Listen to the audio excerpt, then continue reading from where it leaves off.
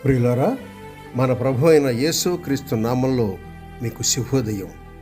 ఆయనను గూర్చి అనుదిన ఆత్మీయ ఆహారం, జూలై 22 బుధవారం. నేటి మన ధ్యాన లేఖనం రాజులు మొదటి గ్రంథం 17వ అధ్యాయం 2-3 వచనాలు. పిమ్మట యెహోవా వాక్కు అతనికి ప్రత్యక్షమై, నీవు ఇచ్చట నుండి తూర్పు వైపునకు పోయి యొర్దానునకు ఎదురుగానున్న కెరీతు వాగు దగ్గర దాగి ఉండుము.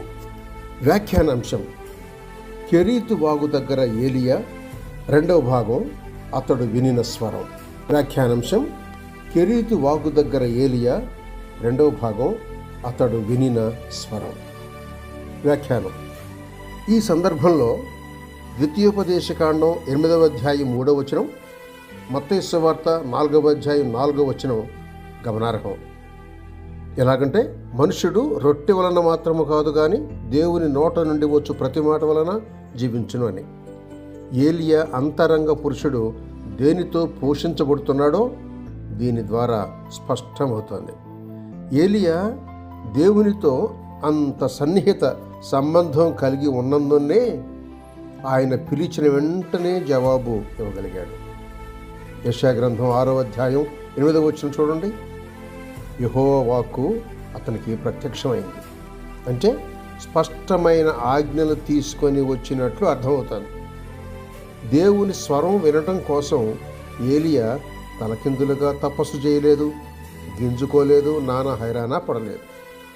ఏలియా దేవునితో నడుస్తూ ఉండగా దేవుడు తన ప్రణాళికను స్పష్టంగా వెల్లడించాడు. కీర్తనలు 37వ కీర్తన 23వ వచనం గమనించండి. అలాగే సామెతల గ్రంథం 3వ అధ్యాయం 5, 6, 16వ అధ్యాయం 3వ వచనం చూడండి. దేవుడు ఎలా మాట్లాడాడో చెప్పలేదు ఇక్కడ, కానీ దేవుడు తన వాక్కును వెల్లడిస్తాడు అని మాత్రం మనకు తెలుస్తోంది. 119వ కీర్తన 105వ వచనం చూడండి. ఇక్కడ 2 విషయాలు. ఒకటి, ముందున్న మార్గం విషయమై మన హృదయాల్లో స్థిర ప్రశాంతత కలిగించడం ద్వారా మాట్లాడతాడు. కొలస్సీయులకు రాసిన పత్రిక 3వ అధ్యాయం 15వ వచనం చూడండి. రెండవది, పరిస్థితుల ద్వారా, అవకాశాలు అందుబాటులోనికి రావడం ద్వారా ఆయన మాట్లాడతాడు. ప్రకటన గ్రంథం 3వ అధ్యాయం 8వ వచనం చూడండి.